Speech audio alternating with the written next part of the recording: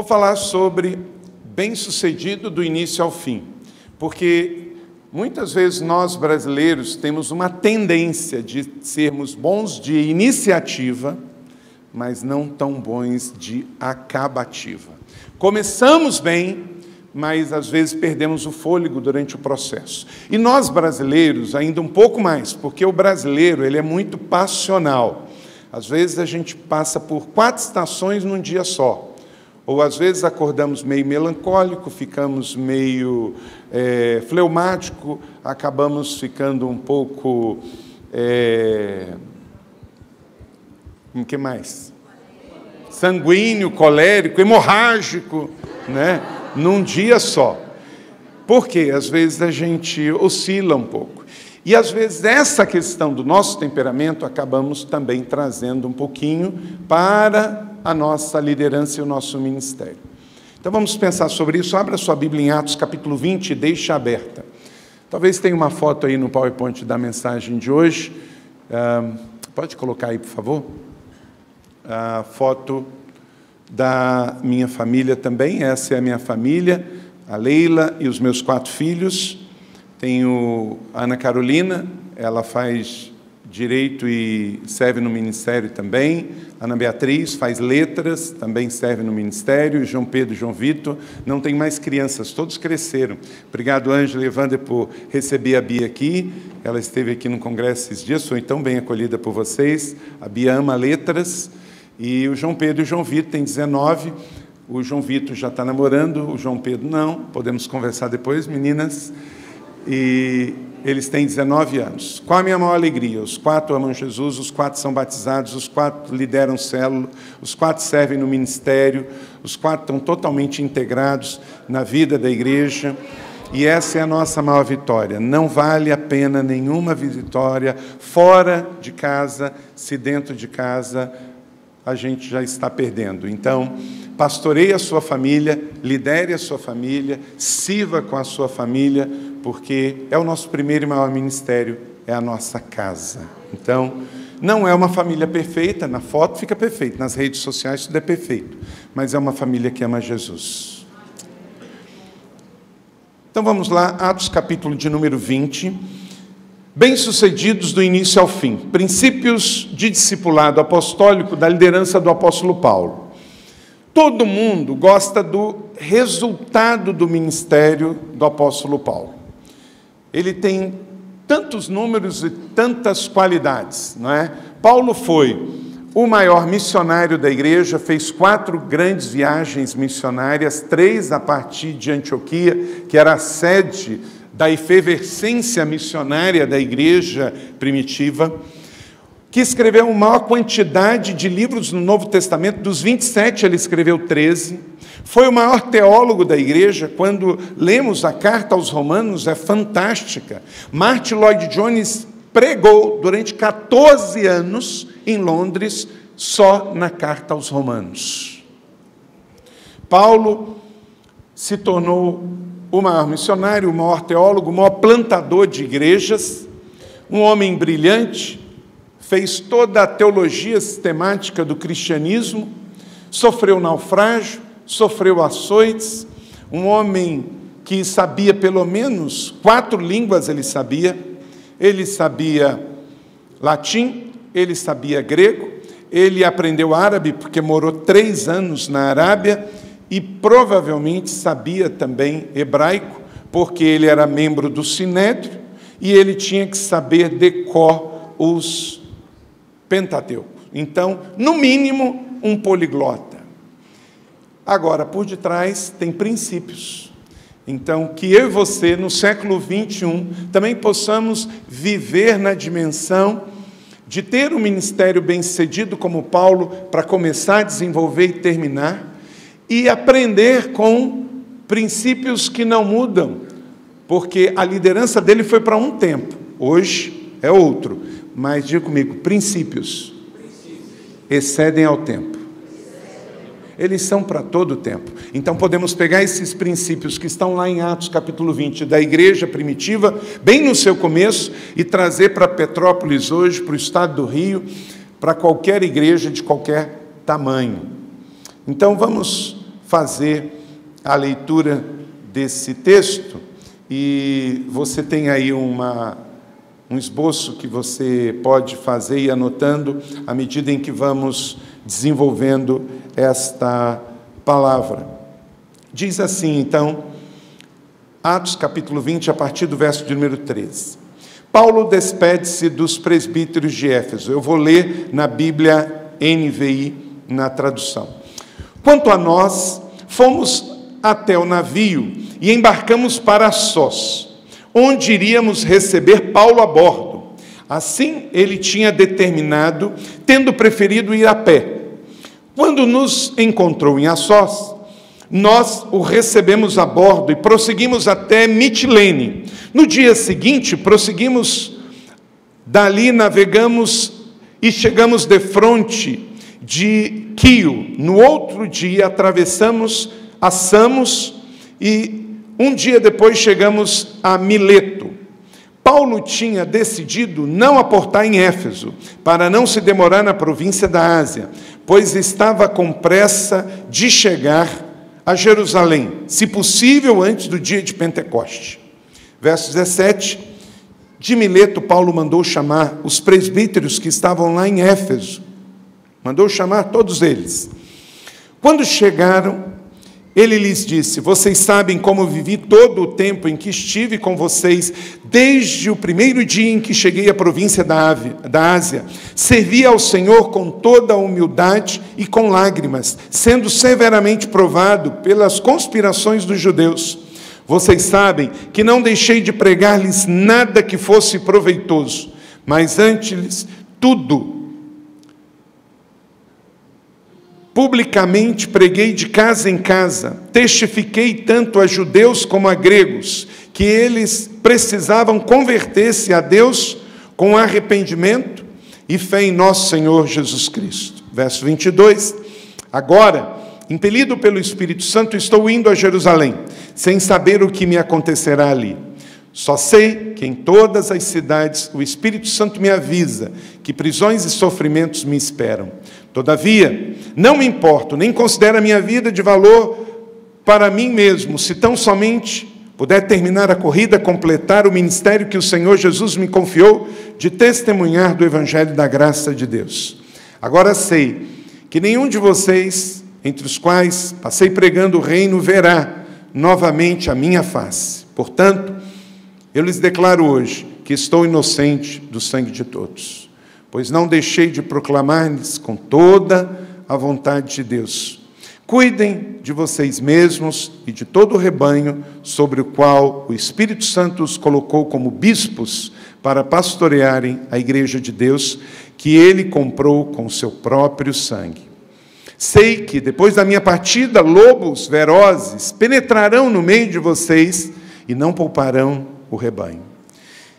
E dentre vocês mesmos se levantarão homens que torcerão a verdade a fim de atrair discípulos. Por isso vigiem, lembrem-se que durante 3 anos jamais cessei de advertir cada um de vocês disso, dia e noite, com lágrimas. Agora eu os entrego a Deus e a palavra da sua graça, que pode edificá-los e dar-lhes herança entre todos os que são santificados. Não cobicei prata, nem ouro, nem roupas de ninguém. Vocês mesmos sabem que essas minhas mãos supriram as minhas necessidades e dos meus companheiros. Em tudo o que fiz, mostreis que, mediante trabalho árduo, devemos ajudar os fracos, lembrando aos pobres do próprio Senhor Jesus, que disse: todos juntos, há maior felicidade em dar do que em receber. Tendo dito isso, ajoelhou-se com todos eles e orou. Todos choraram muito e abraçaram e o beijaram. O que mais entristeceu foi a sua declaração de que nunca mais o veriam à sua face. Então o acompanharam até o navio. Que o Senhor aplique esta palavra no meu e no seu coração e produza frutos a 100 por 1. Possamos retirar daqui princípios e aplicarmos na nossa vida hoje. Em nome de Jesus. Amém. Meus irmãos, minhas irmãs, Jesus nunca disse que seria fácil. Ele não disse para mim, não disse para você. Servir no ministério é um privilégio, mas é difícil. Tanto que não é fácil que ele auto se revelou e foi apresentado nas Escrituras como Emanuel, Deus conosco. E quando ele foi ao céu, Emanuel foi, Atos capítulo 1, Atos capítulo 2, ele envia o seu Espírito, que é chamado de Consolador. Se é Consolador, é porque vai ter o papel de nos consolar. E só necessita de consolo quem estiver fraco, quem estiver triste, quem estiver com dificuldade. Então, mesmo vivendo uma era que para alguns o Evangelho é triunfanista, que cristão não passa por doenças e dificuldades, isso é uma falácia. Simplesmente pregar o Evangelho do pare de sofrer não vai transformar a vida das pessoas. Porque todos nós sabemos e não queremos ser uma contradição ao Evangelho de Cristo, que diz, nesse mundo tereis aflições. Então, essa é a parte da realidade do mundo que vivemos. Vivemos num mundo caído pelo pecado. Tem dor, tem sofrimento, tem injustiça. Porém, essa não é a última verdade. A última verdade é que somos o povo das boas novas. Somos o povo da fé, da esperança e do amor. Então, se está ruim, querido, é porque não chegou ao fim. Mas se você está atravessando uma sexta-feira, acredite, como diz Luther King, o seu domingo vai chegar. Não é assim que termina. Porque o ministério, por mais difícil que seja, e encarar a realidade de que lutamos contra o mundo, contra a carne e contra o diabo, nós já sabemos que somos mais que vencedores, por aquele que nos amou. Então, vamos aqui pensar um pouco sobre o que fez o apóstolo Paulo ser um líder bem-sucedido, que teve todos esses frutos efetivos no seu ministério, no começo, meio e fim. Hoje nós estamos vivendo um tempo em que estamos tendo notícias e chegam de todos os lados do Brasil, de todas as denominações, pastores que estão terminando o seu ministério, infartados, depressivos, alguns falidos, endividados, pastores presos, divorciados, solitários, todos os tipos de situações que não dão testemunho sobre esse Evangelho, mas dão mau testemunho. Eu não acredito que a vida não tem problemas, que o ministério seja fácil, de jeito nenhum, já introduzi dizendo que não. Mas também não acredito num evangelho derrotista, numa igreja derrotada. Onde está o equilíbrio disso? Deus não te chamou para a insignificância. Você não é insignificante. No Salmo 8 diz que você foi feito pouco abaixo dos anjos.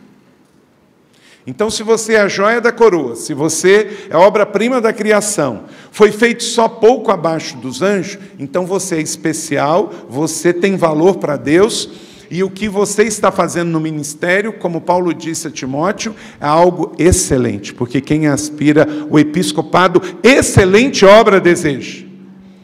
Mas você tem que viver isso com equilíbrio, porque também não vai ser nenhum testemunho se você se achar insignificante, se você trabalhar sem equilíbrio e morrer infartado aí porque não cuidou do templo do Espírito Santo, se ficar depressivo pelo caminho, se você não cuidar das suas finanças e ficar falido, se você fizer coisa errada e cometer crime e ficar preso, ou se você perder sua família, se você ficar solitário, e alguns, inclusive, no Brasil e no exterior, até se suicidando.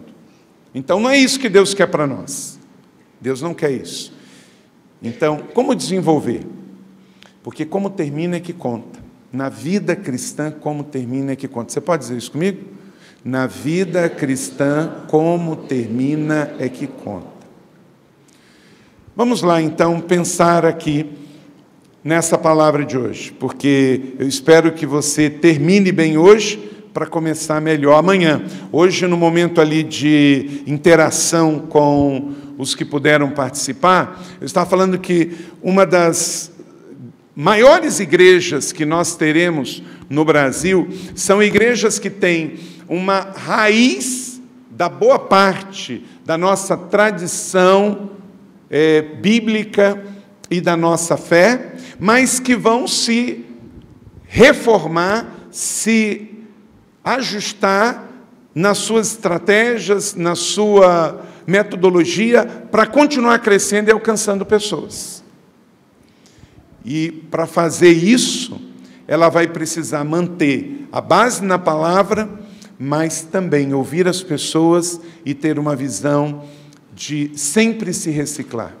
Coloca uma foto na sequência. Sabe o que é isso aí? Uma vez eu estava em Jope, lá em Israel. Atualmente, a cidade de Jope, da onde tinha o porto e que partiu Jonas, chama Iafo, está do lado de Tel Aviv. E eu vi essa escultura. Sabe o que é isso? Um artista plástico fez essa escultura. Tem um caroço de uma semente de laranja. Dela ele plantou uma laranjeira e ela tem um filete de água. Ela não morre, mas ela não dá fruto, porque ela tem muito pouca terra. Então ela consegue subsistir, mas ela não consegue ser abundante e frutífera. Sabe o que esse artista plástico estava fazendo? Ele estava fazendo uma crítica à sociedade israelense pós-moderna, que quer ter os benefícios de viver na única democracia do Oriente Médio, mas não quer honrar suas raízes. É um país que honra o Estado de Direito, que tem uma Constituição, um país de maioria judaica, mas que permite que um muçulmano faça parte do seu parlamento. Permite até uma parada gay nas ruas de Tel Aviv, mas que tem valores, princípios que os que chegaram depois não valorizam, que é o Deus de Israel e a palavra de Deus. Então eles querem desfrutar dos benefícios, mas não tem raiz. Aí é como essa árvore. Ela até existe, mas ela está flutuando no ar, ela não tem base. Existem muitos cristãos que mais ou menos estão aí também. Eles querem os benefícios, mas não querem ter raiz. A sociedade pós-moderna é assim, não é só em Israel, não. O pessoal fala de direitos humanos, mas esquece que Jesus foi o primeiro a valorizar a criança quando ninguém nem contava a criança. As feministas vão para ir para as ruas, tiram a roupa e falam, meu corpo, minhas regras, mas o nosso Senhor Jesus foi primeiro a dizer, quem não tem pecado, atire a primeira pedra. É fácil a sociedade pós-moderna falar de direitos humanos, mas vai há 2000 anos atrás falar de direitos humanos, incluir criança, incluir mulher e falar que quem não tem pecado atire a primeira pedra. Gente, até o termo justiça. Quando alguém falar de você de justiça, você fala, peraí, você sabia que você está usando um termo que é bíblico, né? Gente, antes da Bíblia, era olho por olho, dente por dente, e era o mais forte. Falava-se muito do direito romano, do direito grego, mas naquele tempo tinha escravos e os países dominando uns aos outros. O único que veio a dizer, quem não tem pecado, atire a primeira pedra. Se alguém te pede para ir 1 milha, vai com ele 2. Se alguém te ferir, dá outra face. Foi o seu Senhor Jesus. Querido, não se sinta menor por você ser um cristão. Nós vivemos numa sociedade hoje que está dizendo que ser cristão é careta, que ser cristão é coisa do passado, que ser cristão não é coisa de justiça, não é coisa de direitos humanos. Isso não é verdade. Seja um cristão que tem alegria de pertencer a Jesus, seja um cristão que faz parte da instituição que pode mudar o mundo, que é a igreja. Não é instituição social que muda a igreja é uma instituição espiritual e social que muda o mundo. A igreja é a esperança do mundo, porque ela tem um Senhor que deu a vida por todos os pecadores. A igreja não é um templo, a igreja não é uma estrutura, ela pode estar numa catedral, mas ela também está lá na África, embaixo de uma árvore. É a igreja do Senhor Jesus, que pensa bem nesses 2000 anos, Deus não fundou uma igreja, Deus não fundou um partido político, não fundou uma ONG, não criou nenhuma cidade. Deus não fundou nenhuma cidade. Deus fundou a família e a igreja. E 2000 anos depois, ela está presente no mundo inteiro e você faz parte dela. E esta, mesmo que seja uma instituição tão atacada, uma instituição tão mal compreendida e interpretada, reinos se levantam e caem. Aonde está o Império Romano? Caiu. Mas a igreja do Senhor Jesus, gente, está presente em toda a terra. E queridos líderes, vocês que estão aqui na conferência Kairos deste ano, você faz parte de algo que é do céu para a terra, e mesmo com todos os seus problemas, ela vai muito bem. Se você está com o óculos sujo e achando que a igreja está nos seus piores momentos, querido, troca o óculos, limpa o óculos, porque talvez você está vendo imprensa deste mundo demais, porque a igreja não vive os seus piores momentos, não. Nós nunca tivemos tanta Bíblia publicada, nós nunca tivemos tanta Bíblia traduzida, nós nunca tivemos tantos vocacionados nos seminários, nós nunca compusemos tantas músicas, nós nunca tivemos tanta influência na TV, nós nunca tivemos tantas igrejas em 21 séculos do cristianismo. As maiores igrejas que existiram estão com as portas abertas hoje. Você pode pegar um avião ali no Galeão e se dirigir às maiores igrejas que já existiram em todos os 21 séculos. Ano passado, nós tivemos pela primeira vez a Bíblia traduzida em Farsi. Farsi é a língua do Irã. No Irã, o que se tinha era a Bíblia em árabe, mas o cara que nasceu lá, ele recebeu o árabe por imposição da religião do islamismo, aí por isso ele fala árabe, mas o nativo é da antiga Pérsia, é o árabe que agora tem que falar árabe por causa do Islã, mas ele falava persa, falava farsi, e pela primeira vez, pensa bem, 21 séculos, você tem uma Bíblia completamente em farsi. Que negócio é esse que está falido? Eu acho que você tem que trocar suas fontes, porque a igreja do Senhor Jesus nunca esteve em tantos povos, línguas e nações que está no século 21. Por isso, a manjedoura está vazia, a cruz está vazia, o túmulo está vazio, mas a igreja está cheia. Aleluia! Então, você como líder, você não deve pastorear a igreja, servir a igreja, ser adolescente na igreja, ser líder de célula na igreja, ser líder de ministério, ser pastor, como se você estivesse num negócio que está caquético, que está em liquidação, que está quase fechando. Não, querido, a igreja do Senhor Jesus é a única instituição que existe no mundo há 21 séculos. Não existe uma empresa que tem 200 anos, 300 anos no máximo.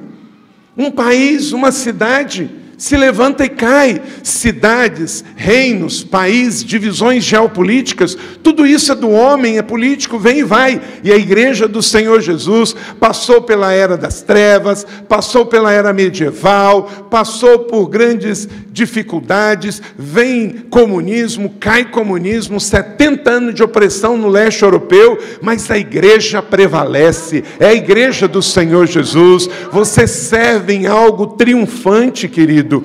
Quando Jesus voltar, pode não ter uma cidade, pode não ter um estado, pode não ter um país, pode não ter uma empresa, mas a igreja vai existir, e ela vai ser arrebatada em glórias.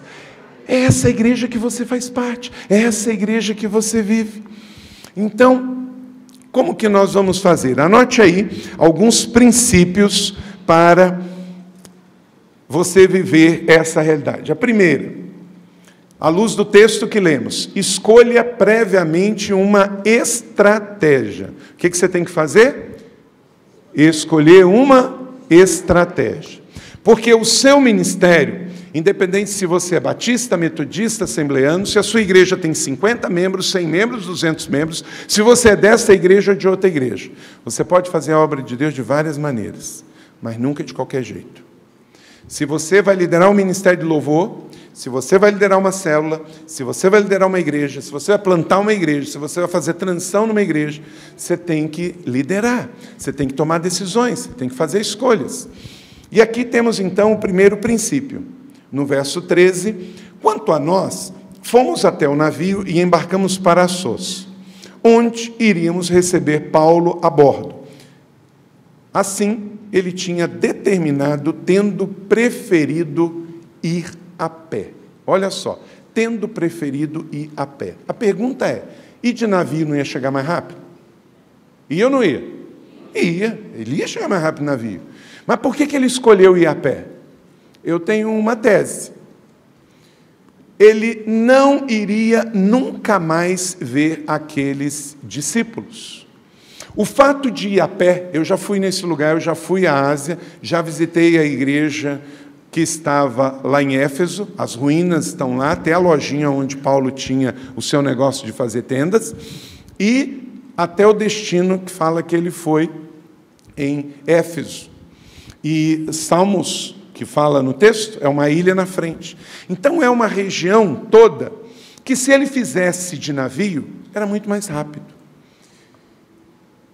Mas ele preferiu ir a pé. Por quê? É um princípio que a gente usa até hoje. Quando você está caminhando junto, o que você faz? Você conversa, você dá últimas recomendações. Se ele fosse de barco, gente, os barcos naquele tempo não eram tão grandes. Os barcos naquele tempo, eles eram cheios de mercadorias, porque tinha que se levar de um lugar para o outro. Por isso que, quando Paulo vai para Roma, ele vai de navio em navio, até chegar lá. Os navios eram pequenos, os navios tinham muita gente, ele não ia poder ter conversas mais particulares.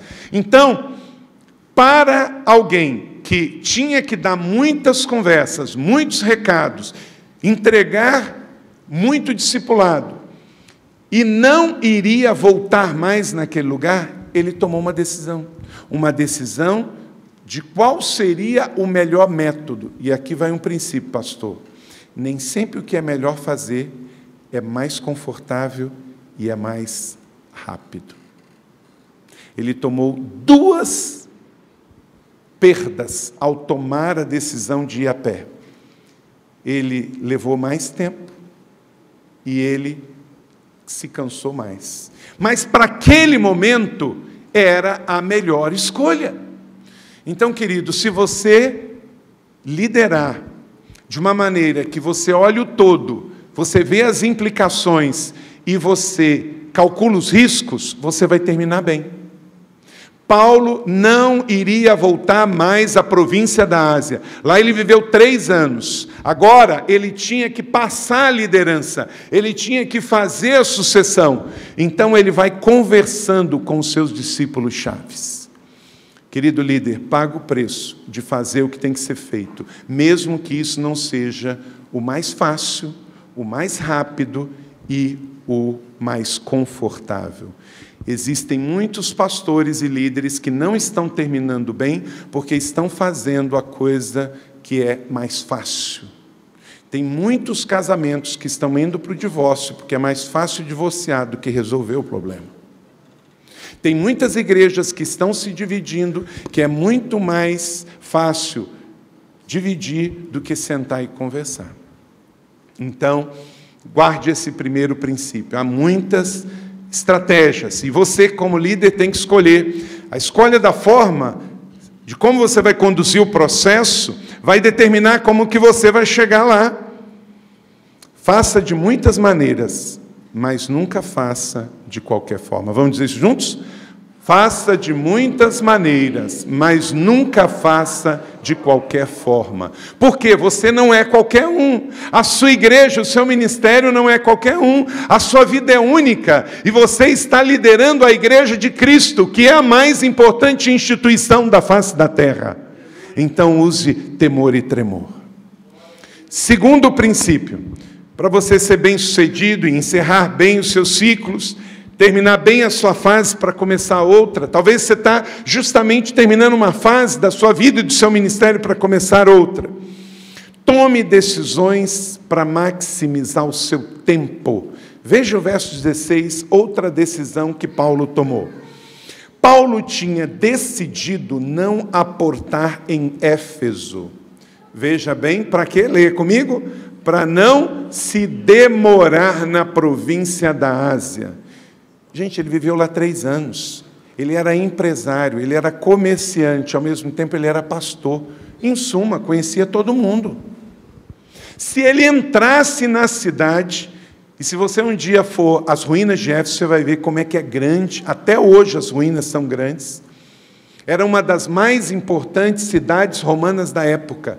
As ruínas da biblioteca de Éfeso estão lá até hoje. Era a segunda maior depois de Roma e Alexandria. Se Paulo entra lá, o que acontece? Ele ia demorar muito tempo lá. Para quem tem que ir embora e quer chegar em Jerusalém antes de Pentecostes, quer dizer, antes da cidade estar cheia, ele tinha que tomar uma decisão. Líder, você tem que tomar decisões. E às vezes a sua decisão tem que ser em o que eu vou fazer para fazer o que tem que ser feito da melhor maneira e no melhor tempo. Tempo é um recurso esgotável para todo mundo. Todo mundo. Tempo é um recurso muito esgotável. Você tem que administrar melhor o seu tempo, meu irmão. Você não pode ficar o tempo todo zerando série do Netflix. Pô, como é que você vai mudar o mundo? Antes era escravo de novela, agora está escravo de Netflix, com séries e séries e séries. Evander, tem gente que está dependente disso.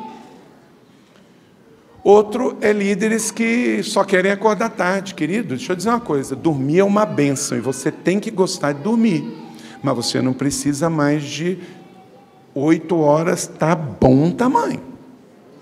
É luxo, é de 6 a 8, é luxo. Você não vai mudar a vida de ninguém, ministério nenhum, se você só gosta de dormir.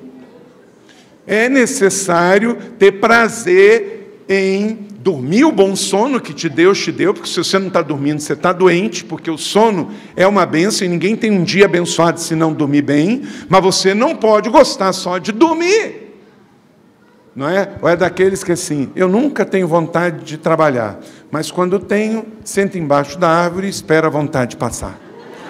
Não pode, não é? Você tem que gostar de trabalho, até porque provérbio diz, quem não gosta de trabalhar vai ter com a formiga. Então, você vê aqui uma coisa muito simples, para não se demorar na província da Ásia. E aí eu quero te dar uma palavra aqui também, pastor.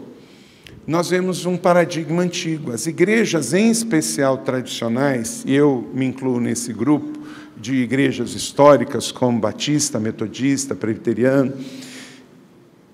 formularam uma coisa, que o bom pastor é o que faz muito visita e toma cafezinho na casa das pessoas. Meus irmãos, eu quero dizer que isso é maravilhoso, é ótimo, mas ninguém vai transformar o mundo vivendo na casa dos outros tomando um cafezinho. E, inclusive, tem alguns pastores que ficam com consciência pesada, porque colocaram isso na cabeça dele. Aí, o irmãozinho ou a irmãzinha vem na igreja domingo, fica lá na porta, esperando o pastor dar um abraço, e qual é o pedido dele? Ele veio domingo na igreja, hein? Pastor, o senhor vai lá em casa visitar amanhã?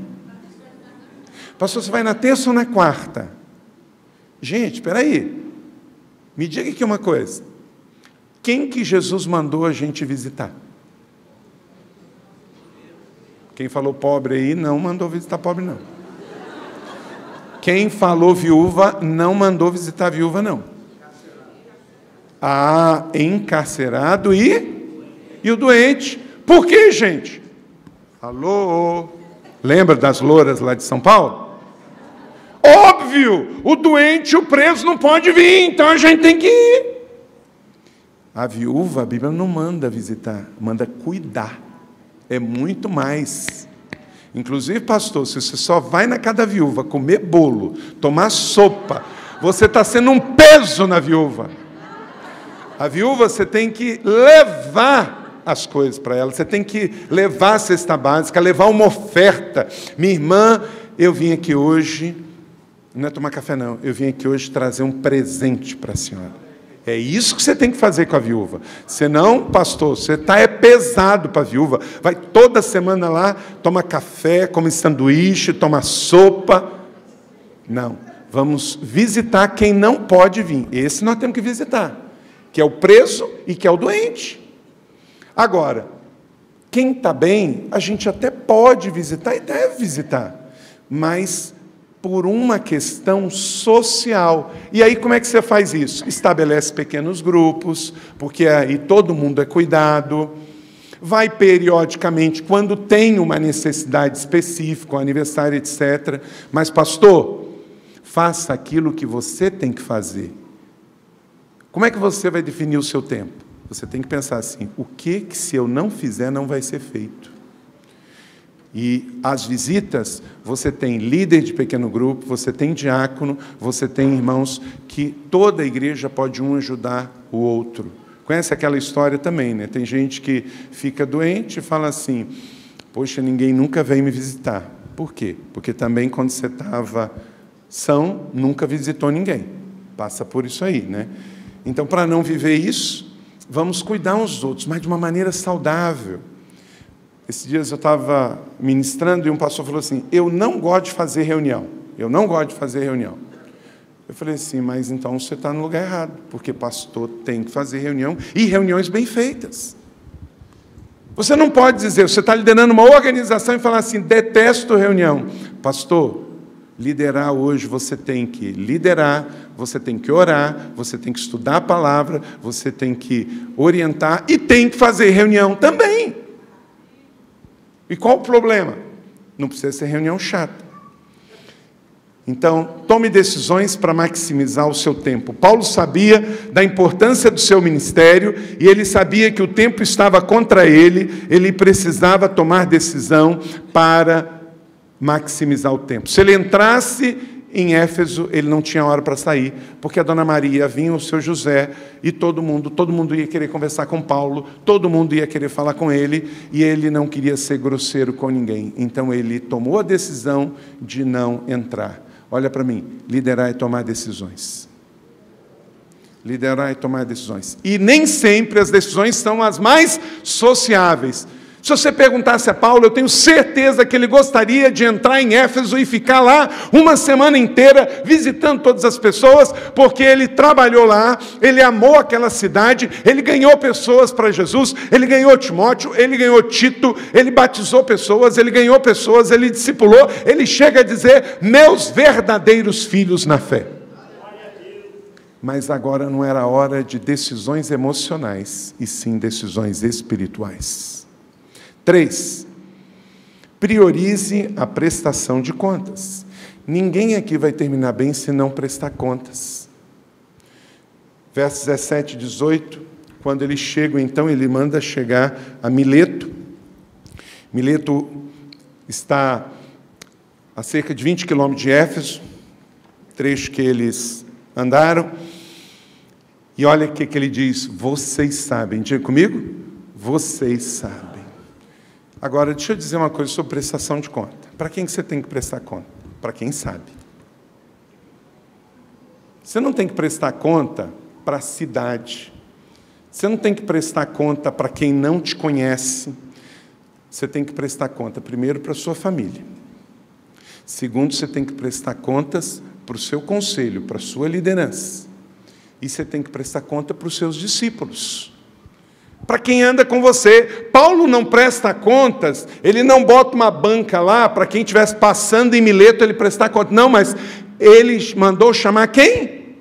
Os presbíteros, os seus administradores, os seus líderes de líderes, aqueles que cuidavam da igreja. Então, para ele presta conta. Tem gente que não presta conta para ninguém, está errado. E tem gente que é ingênuo.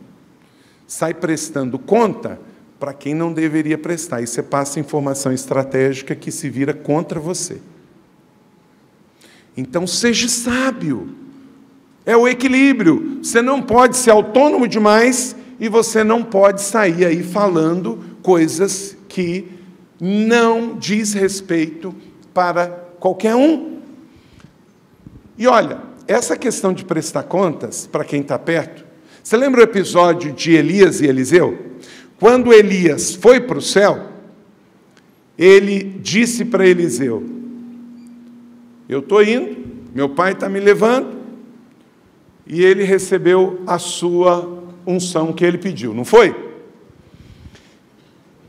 E Elias foi para o céu e Eliseu acreditou. Só que no mesmo texto diz que tinha 50 discípulos. Eles eram judeus também, eles eram boa gente, eles eram discípulos de Eliseu e de Elias, mas eles não acreditaram. E a Bíblia diz que eles ficaram 3 dias procurando. Eliseu chegou a falar com eles: vocês não vão. Aí eles viraram e falaram assim: não, mas vai que Deus levou Elias e botou em cima de um monte desse qualquer aí, depois a gente acha. Eliseu falou: não vai. Imagina, 50 homens, 3 dias. Diária de 3 dias de 50 homens. Que dinheiro que não foi. Perdeu tempo e dinheiro. Depois eles voltaram e Eliseu falou: está vendo, eu não falei? Qual é a diferença de Elias para os 50, gente? De Eliseu para os 50? Eliseu andou com Elias. Então, quando Elias falou assim: eu vou, acabou. Você vai. É igual pastores que querem fazer mudança dentro da sua igreja, mas querem dar explicação para quem nunca veio na igreja. Você não vai entender nunca. Porque só vai entender o que está acontecendo aqui quem vem aqui. Então, pastores, não vamos ser autônomos demais e não vamos ser ingênuos. Vamos fazer como Paulo, vamos chamar quem de direito para prestar conta. Preste contas. 4º princípio, tenha a consciência limpa da missão concluída.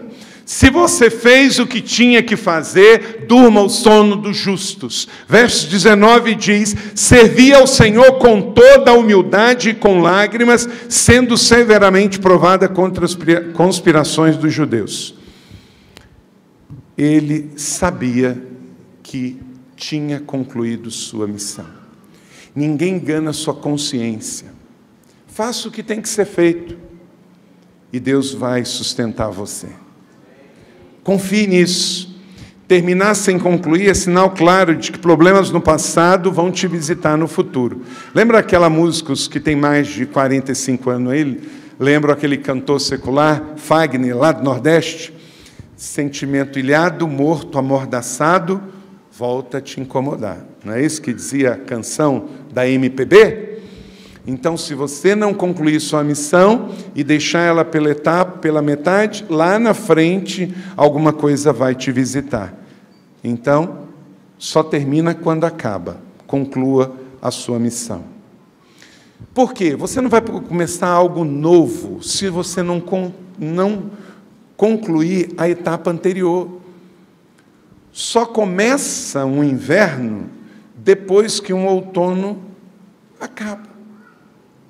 Não é? Então, uma estação só começa quando a outra termina. Pastor, você está querendo ir para um outro ministério? Termina bem esse que você está aí. Porque se você não terminar bem aqui, o problema daqui te visita no outro. Não fuja de problemas. Não resolve. Acabou de passar aí um remake do Rei Leão, né? Tem muito pastor, tem muito líder de igreja que vive na filosofia do Hakuna Matata. Os seus problemas, eles vão se resolver, né? Hakuna Matata. Querido, o problema não se resolve sozinho, o problema se multiplica sozinho. Então você tem um problema, vai orar por eles, vai resolver. Agora, viver no mundo de que os meus problemas vão se resolver sozinho, isso é coisa da Disney, isso é coisa do Rei Leão. Na sua história, é outros 500. Problema não se resolvido é problema multiplicado. Então, não adianta. Mas se eu for para outra igreja, tudo vai se resolver. Mas se eu mudar de cidade, se eu mudar de país... Gente, está cheio de brasileiro que o maior sonho da vida dele é ir para os Estados Unidos. Vai para lá e a vida entra num caos, casamento se deteriora, filho entra nas drogas, é imigrante ilegal.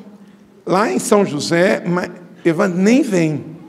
uma pessoa me pedir para orar porque ele vai para o exterior ilegal. Meu filho, o camarada ganha um visto de turista, ele quer fazer a vontade de Deus, aí ele pega e vai entrar no país. Aí a primeira autoridade do país é o funcionário da imigração. Aí ele pergunta: quanto tempo o senhor vai ficar aqui? Uns 3 meses, né? Passeando. Como é que você quer a bênção se o passaporte é uma mentira? Não tem como. Então, você tem certeza que Deus quer te levar para o exterior? Então, você vai se programar, vai se preparar, vai tirar o visto, vai fazer todo o processo e vai orar. Se Deus abrir a porta, você vai. Se Deus não abrir, querido, você tem que florescer onde está plantado. O lugar melhor para se estar é no centro da vontade de Deus.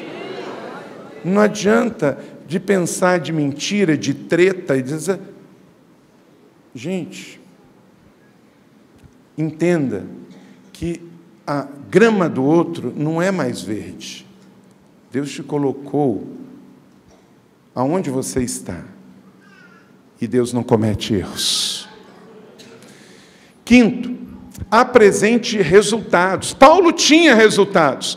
O líder, o pastor, na igreja, no ministério, nós temos que ter resultados. Veja bem aí, verso 20. Vocês sabem que não deixei de pregar nada que fosse proveitoso, e por isso ensinei-lhes tudo, publicamente, de casa em casa. Querido, no ministério tem que ser tudo ou nada. Como Paulo, não está escrito aí? Palavras dele? Tudo ou nada. Tem coisa que é tudo e tem coisa que é nada, mas você tem que ter resultados. Mova-se, apresente resultados.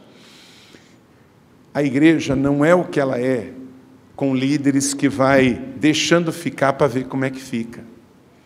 Você não pode ser pastor Zeca Pagodinho. Deixa a vida levar, leva eu, né? Pastor de manutenção, não seja líder de manutenção. Eu vou para a igreja, né? Se acontecer, aconteceu. Não, primeiro você tem que orar para acontecer. Você tem que ter expectativa, você tem que ter fé. Eu cheguei em São José dos Campos, a igreja era uma boa igreja. Mas aí é o problema, Evandro, que às vezes esse é o problema. Porque o bom é inimigo do ótimo. Todo mundo vinha me falar assim: Carlitos, você está assumindo uma boa igreja. Só que eu olhava para a cidade na época tinha 400 mil habitantes, estava crescendo, estava expandindo, fabricando avião e etc. Eu falei: poxa, eu não posso ter uma boa igreja numa cidade que é excelente. Vamos trabalhar para mudar isso. Eu nunca perdi uma noite de sono sobre crescimento da igreja. Eu nunca pedi a Deus para ter uma igreja grande, mas eu sempre trabalhei por uma igreja saudável. E aí ela saiu de 620 membros em São José para mais de 14 mil membros, e nas igrejas que estamos plantando já vai para 20 mil membros. Só esse ano, em São José dos Campos, nós já batizamos mais de 1.100 novos irmãos. Ano passado, batizamos 1.300. Então, o que você está fazendo que também você não se preocupa com resultados? Não é questão de números. Você não tem que ter problema com números. Tem cristão que tem numerofobia, tem medo de número. Tem cristão que tem numerolatria, adora números. Você tem que ter uma relação normal, porque Deus não tem problemas com números. Tem um livro na Bíblia que chama Números. Ué, se você tem problema com números, você tem que se tratar. Porque ou você está com numerolatria ou numerofobia. O problema e a doença é seu. Deus não tem esse problema. O que mais tem na Bíblia são números. Além de um livro inteiro que fala dos números de Israel, nós sabemos que saíram do Egito 600 mil homens. Por quê? Porque alguém contou. Óbvio, alguém contou, né? Sabemos que 5 mil comeram lá na multiplicação dos pães e dos peixes. Por quê? Alguém contou. Tinha 12 discípulos. Por quê? Alguém contou. Jesus apareceu para 500 na Galiléia depois de ressurreto. Por quê? Alguém contou. Tudo bem que quem contou geralmente dá uma arredondada. né? Nós cremos que a Bíblia é a palavra de Deus, mas tem coisas que a gente, não vamos perder a fé, porque no meio de contar 600 mil israelitas que saíram do Egito, eu não vou perder a fé se na verdade era 580 mil ou 610 mil, né, irmãos? Amém ou não amém? Porque quando é muito assim, até os pastores continuam arredondando, geralmente para cima, né? Geralmente a gente dá uma arredondada para cima. Às vezes eu vou na igreja, quantos tinham lá? X, né? A gente sabe que é um pouquinho menos, mas é porque todo pastor ele é profético, ele já profetiza que vai ser maior, não é, gente? Mas você tem que gostar de resultados. Eu não entendo esse negócio de que crente trabalha sem resultados, líderes, pastores. Gente, a vida não é assim. Você está numa empresa, tem que dar resultado. Todo lugar é assim. Então, não por causa, às vezes, de não ter o trabalho, de planejar, de organizar, você fala, não, mas quem dá o crescimento é Deus. Ok, quem dá o crescimento é Deus. Mas em João capítulo 15 nos manda dar muito fruto. Então nós não vamos produzir o fruto, mas nós temos que trabalhar para que o Espírito Santo venha gerar o fruto. E aí tem coisas que a gente tem que fazer mesmo. Por exemplo, numa igreja que o som está muito ruim, a igreja não investe nada no som. O som é o pior de todos. Gente, o demônio passa lá fora, tem microfonia de todo lado, tem tudo. Ué, ele não precisa nem entrar, porque vai atrapalhar. Ué, você está rindo, mas é verdade. Ó, quer ver? Demônio é onipresente? Não. Aprendemos na Bíblia, na teologia bíblica, que esse é um dos atributos não comunicáveis de Deus. Deus é onisciente, onipresente, onipotente, Ele não dividiu isso com ninguém, nenhum homem tem isso, nenhum ser, nenhum espírito, ninguém tem, só Ele tem. Então, portanto, foram expulsos do céu 1/3 dos anjos que seguiam Lúcifer, que vivem aqui na terra como anjos caídos. Eles é que fazem o trabalho para atrapalhar o reino de Deus, é ou não é? Então, eles são menos do que gostariam de ser. E como eles não estão em todos os lugares, tem lugar que já está tudo uma confusão, que ele nem precisa estar. Por exemplo, uma igreja em que os crentes vivem brigando demais. O diabo precisa atrapalhar? Não, porque os crentes já estão fazendo serviço. Não é? Um lugar que tem muita fofoca, tem muita maledicência. Gente, isso é sério. Tem muito crente que vive só colocando a culpa no diabo, tem muita coisa que é da carne. A nossa luta é contra o mundo, a carne e o diabo. Quer dizer, 1/3 dos nossos problemas podem vir do diabo, mas tem muita coisa que é da nossa carne, da nossa humanidade, da nossa língua, não é? E da nossa incapacidade de fazer também. Dê frutos, promova, faça. Você já reparou nos milagres do Novo Testamento, que os milagres do Novo Testamento poderiam ser feitos todos pelo Senhor, mas Ele sempre fez em parceria conosco? Qual o único milagre que não tem interferência humana? A ressurreição, o resto tudo tem.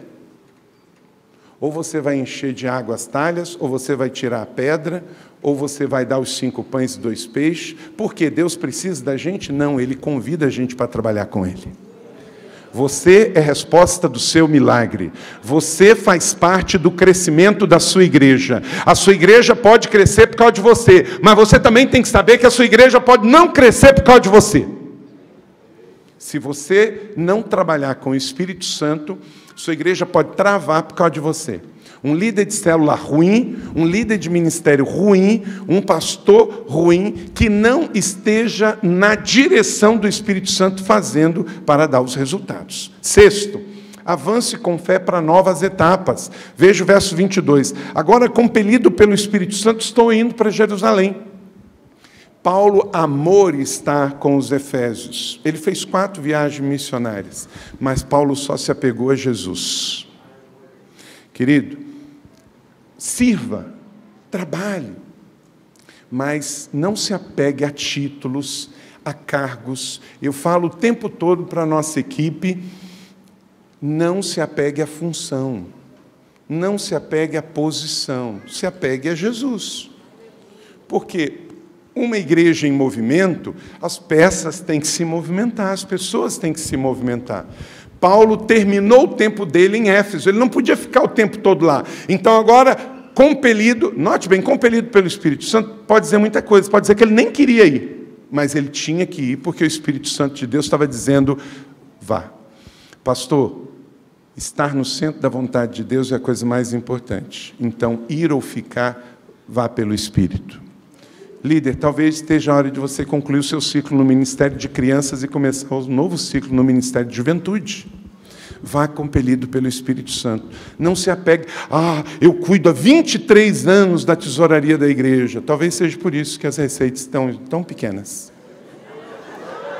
Porque precisa de alguém que não olhe só os números, mas alguém que, antes de abrir o envelope, já esteja de joelhos agradecendo a Deus pelo que entrou. Uma vez, lá em São José, eu chamei um dos irmãos que trabalhava justamente nessa área, porque ele já chegava na segunda-feira e a primeira coisa que ele perguntava era quanto que entrou. E aí eu fui vendo aquilo, eu falei assim, já está na hora, você tem que mudar. Porque você já está liderando as coisas, gerenciando. Você não está dependendo de Deus. A primeira coisa que você tem que... Quem lida com o dinheiro da igreja, a primeira coisa que tem que fazer é orar e acreditar que Deus é o provedor da obra. E não ficar preocupado enquanto que entrou. Então, feche as etapas, estou indo e não sei o que vai me acontecer. E pastor... Líder, se você já está assim com cabelinho branco, o meu já está assim, salt and pepper, como diz os americanos, né? Só que eu acho que já está mais para salt que para pepper. Mas não importa. É no final da pista que o jato decola. Então, se você já está com cabelinho branco, ou se nem cabelo tem, não tem problema.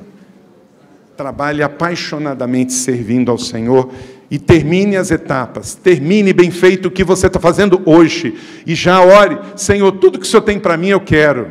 E se Deus quer te levar para outra etapa, aleluia. 7, mantenha o foco e o desapego material. Verso 24, Paulo era bem resolvido com isso.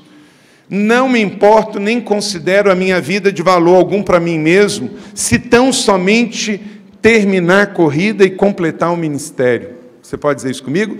Terminar a corrida e completar o ministério. Querido, você foi chamado para começar, desenvolver e terminar. A vida é feita de etapa, a vida é feita de estações, mas essa estação que você está vivendo, faça bem feito, para quando você terminar, Deus te levar para uma outra cidade, uma outra posição, um outro ministério. Você está apaixonado e se apegado a Jesus, e acredite que Ele não vai te promover se você rejeita onde está.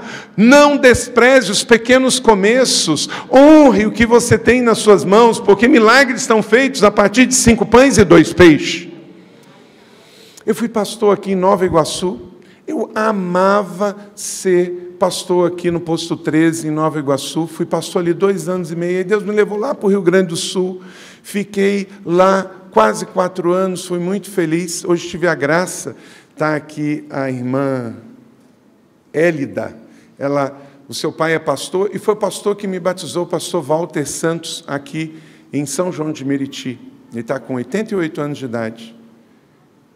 Eu morei em São João de Meriti, amava morar em São João, em Nova Iguaçu, na Tijuca, no Rio Grande do Sul, e tem 25 anos já que eu estou em São José, 23 anos que eu estou em São José.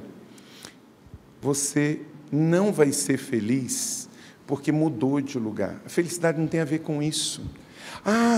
Se eu tiver um aumento, eu vou ser feliz.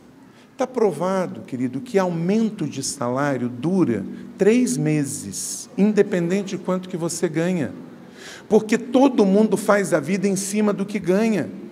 Então, tire essa ilusão da sua cabeça, que você vai ser mais realizado e mais feliz se o seu salário aumentar, se você mudar de endereço. Os condomínios fechados não estão cheios de pessoas mais felizes. Isso não é verdade. Se eu mudar para uma casa, eu vou ser mais feliz. Se eu mudar para um apartamento, eu vou ser mais feliz. Se eu mudar de cidade, eu vou ser mais feliz. A satisfação tem a ver com o estado da alma. Quantos aqui dirigem? Ok, a maioria sabe então. Você está dirigindo o seu carro. Você deixa a gasolina acabar. Aí chega lá no pontinho vermelho e você não abasteceu. O que você tem que fazer? Quando já está no vermelho, já está intermitente e você não reabasteceu. Você tem que abastecer onde? No primeiro que aparece. Por quê? Você está na escassez, está de tanque vazio. Quem anda de tanque vazio não escolhe posto, tem que abastecer no primeiro que aparece. Só que o primeiro aparece, pode ser que a gasolina seja ruim, seja mais batizada do que pentecostal, batizado 10 vezes com o Espírito Santo, não é? Pode ser que o serviço seja ruim, pode ser que o preço seja ruim, mas o que acontece? Você está na escassez. Quem está na escassez não pode escolher. Agora, você é um motorista previdente. Você, quando está num terço, você escolhe o seu melhor posto. Aí você vê um posto e fala, não, esse aqui não é para mim, esse aqui tem preço alto. Não, aquele ali o serviço é ruim. Não, aquele lá diz que tem 7 estrelas, mas não tem nenhuma. Aí você anda mais à frente e você pode abastecer no posto que tem o melhor preço, o melhor serviço, que você gosta, sente segurança. Mas por quê? Porque você está com o tanque cheio. Líderes, pega isso no seu coração. Só os satisfeitos são seletivos.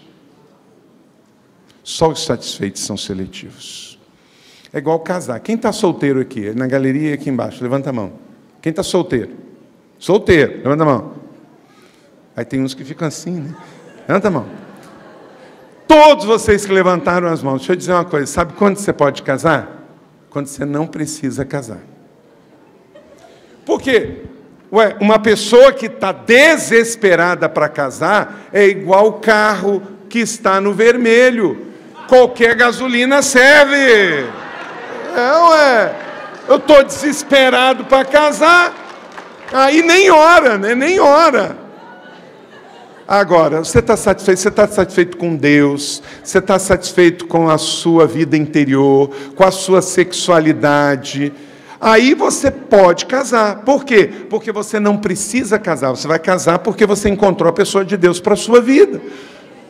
Então, querido, se você está desesperado para casar, você é um homem bomba, uma mulher bomba.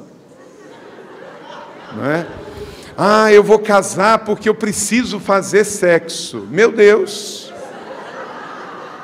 Sexo é uma bênção, mas todo mundo sabe que não sustenta um casamento.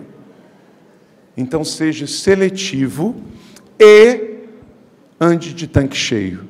Você vai poder escolher. Mantenha o seu foco. Para alguns líderes, a pior coisa que pode acontecer na vida é o sucesso e o crescimento, porque estraga a pessoa. Quem me conhece sabe. A igreja cresceu, a agenda mudou, mas meu coração não mudou. Líder, olha para cá.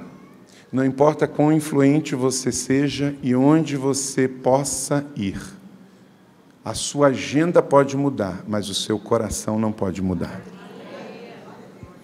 Infelizmente, a agenda muda. A gente gostaria de estar em mais lugares do que a gente pode, mas o coração não pode mudar. Para um cristão, gente, ser metido a besta é horrível. Para um líder é horroroso, mas para um pastor é um apocalipse. Não, pastor metido a besta. Tem pastor que a igreja dele chega a 500 membros, ninguém consegue falar com ele mais. Não dá para entender uma coisa. A obra não é sobre você, é sobre Deus. 8. Caminhe apaixonado. Verso 27, pois não deixei de proclamar-lhes a vontade de Deus. Paulo estava de tanque cheio, então ele estava pregando, estava apaixonado. Bill Johnson, pastor da Bethel, ele diz uma frase que eu gosto muito, Evander. Leia comigo. O reavivamento que chegou não é para os indiferentes, mas para os apaixonados. Gente, ninguém esconde quando você está apaixonado. Não é verdade? Não. Nos olhos, na vida. 9. Discipule com liberdade e empoderamento. Esse é um ponto muito importante. Muito importante. Verso 28. Olha o que Paulo diz quando ele sai. Ele deixa uma igreja madura, ele deixa líderes, discípulos, presbíteros, e a recomendação que ele faz: cuidem de vocês mesmos e do rebanho que eu deixei vocês como bispo para pastorear. Cuidem de vocês. Quer dizer, você não lidera para controle, você lidera para empoderamento. Andou movimentos pelo Brasil que discipulado se misturou com controle. Você para trocar o carro tem que falar comigo, hein? Mas que negócio é esse que você viajou para o exterior e não me avisou? Mas como você comprou tal coisa e não me falou? Gente, isso é religião, isso é controle. Nós lideramos pessoas livres. Então Paulo diz, cuidem de vocês mesmos. Então quando você estiver discipulando na célula, quando você estiver discipulando no discipulado pessoal, ensine a pessoa a crescer. Um pai que quer manter o filho biológico sempre em casa, ele está doente. Filho é filho para sempre. Ele pode morar na Austrália, ele vai ser o seu filho. E os filhos espirituais é assim, você não tem que controlar ninguém, não. Cuide deles, coloque Jesus dentro deles, desenvolva a maturidade, mas deixe eles cuidarem das suas vidas também. Olha para cá. Ou você controla, ou você cresce. As duas coisas não acontecem. Ou você controla, ou você cresce. Então não tente controlar o que Jesus falou que deve ser como o vento, livre. Então, discipule com liberdade e empoderamento. 10, verso 30. Mantenha a lucidez quanto à deslealdade, infelizmente. Verso 30. E dentre vocês mesmos se levantarão homens que torcerão a verdade a fim de atrair discípulos. Deixa eu dizer uma coisa. Pastores, principalmente pastoras, que amam tanto suas ovelhas, aconteça o que acontecer, pessoas vão te deixar. Não estou sendo profético, só estou sendo realista. Pessoas são pessoas. Pessoas vão te deixar. Evandro, uma vez, sabe o que eu fiz lá em São José? Eu mandei fazer um levantamento de quantas pessoas estão no hall de membros hoje que estavam em 1997, quando eu cheguei. 280. Aí eu fiz um jantar em honra dessas pessoas. Vieram 120. Naquele dia eu falei assim, naquele dia eu mostrei o gráfico de crescimento da igreja para eles. Eu falei assim, está vendo como a igreja não é sobre nós? Já pensou se nós vivêssemos aqui fechados só entre nós? A igreja que eu assumi com 600 ia ter 200. E ativo, 100. A igreja não é sobre nós. Tem gente que vai para outro ministério, tem gente que vai para a glória, tem gente que vai para o inferno, tem gente que vai para tudo quanto é lugar. E pastor, você tem que estar bem resolvido. Líderes, as pessoas vão deixar. Tem gente que simplesmente sai. Tem gente que assim, Evandro, você é o meu pastor do coração, hein? Mora no lado esquerdo do peito, não paga aluguel e nunca vai ser despejado. Até que o dia que o Evandro usa aquele instrumento que o Senhor falou, que é cajado, mas também é vara. Só que muita ovelha só quer o cajado na hora em que pisa na bola e que o pastor, biblicamente, tem que usar a vara, aí ele deixa de ser esse pastorzão e ele vai para o outro rebanho. Fazer o quê? Você só não pode ir dormir com o peso de que as pessoas saíram da sua liderança porque você mentiu, porque você roubou, porque você usou de má fé, mas se elas estão saindo porque você fez o que é certo, querido, libera, fique em paz. Quando alguém muda da igreja porque você está na visão que Deus te deu, Eu já tive ovelhas ao longo desse tempo, pessoas dizendo assim, eu não quero participar de uma igreja que tenha pequeno grupo. Eu não quero participar de uma igreja de multi-sites. Eu não quero participar de uma igreja grande. Você pensou isso, gente? Ah, eu vou sair da minha família porque minha família cresceu. Doideira, gente. É doideira. Não entre na neura de algumas pessoas, querido, não tem nada errado com você. Fica calmo, tranquilo, segue o seu caminho, líder. Tem gente que está bem estranha. Deixa. Então mantenha-se a lucidez quanto à deslealdade, porque Paulo já disse que isso ia acontecer, e a igreja era desse tamanhozinho. Olha o tamanho que a igreja é hoje. 11. Discipule com o seu testemunho pessoal. A sua primeira pregação é o que você é, não o que você faz. Versos 33 e 34. Não cobicei prata e ouro de ninguém, nem roupa de grife, não é isso que ele está dizendo? Né? Não cobicei as largatixas de camiseta de ninguém, né? Tá bom. O que você vive e prega é mais forte do que você fala. Penúltimo, 12, lidere com generosidade, verso 35, Paulo deixa claro que isso é uma marca do seu ministério, e por isso ele terminou bem. Em tudo que fiz, mostrei mediante a trabalho árduo. Por isso, líder, você não vai terminar bem se você é um preguiçoso, se você não gosta de trabalhar, se você não gosta de botar na mão na massa. Paulo diz, trabalho árduo. Ah, você quer escrever 13 cartas dos 27? Você quer ser o maior missionário? Você quer ser o cara que nunca vai ser esquecido, que a maior cidade desse país dá um nome a ele, São Paulo? Tudo isso você quer. Mas olha o que ele disse que ele fez. Trabalho árduo. Ninguém constrói um ministério grande e relevante sem trabalho árduo. Ninguém vai construir uma grande empresa, você que é empresário. Se você não gosta de trabalhar, trabalho é uma virtude. Deus trabalha até nós. Até hoje para nós, tem uma noite que está caindo, Deus está trabalhando nela. Tem uma água vindo da mina aqui em Petrópolis, que Deus está trabalhando nela para te dar água fresca. Então você tem que gostar de trabalhar, se você é servo de Deus, discípulo de Cristo. Preguiçoso está na contramão do que Deus é.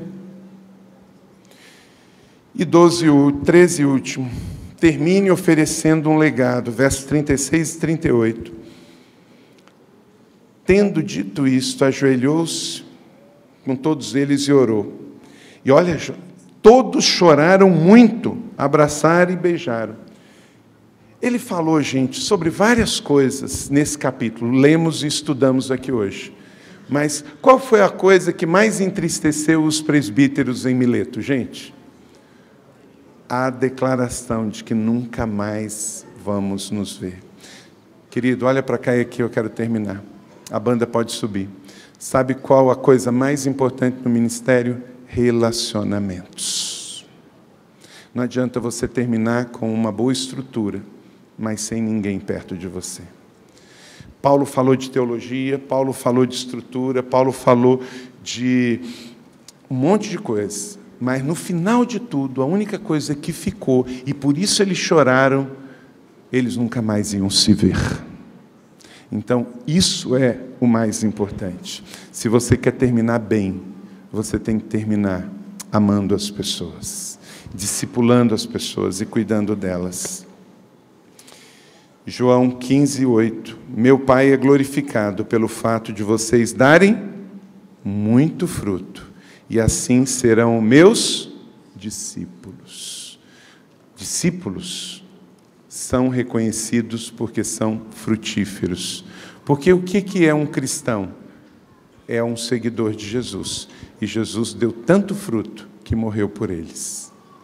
Então, que o meu ministério, o seu ministério, a sua vida, a minha vida, inspirados no princípio do apóstolo Paulo, possamos começar bem, desenvolver bem cada etapa e estação, para quando terminarmos aqui na terra, seja terminar uma etapa, porque Paulo ainda não terminou sua vida aqui.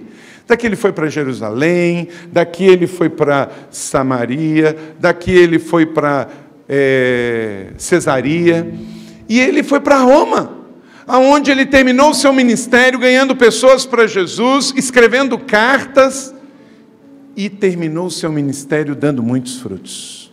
Aqui foi só um término de um ciclo, ele ainda fez muita coisa ainda.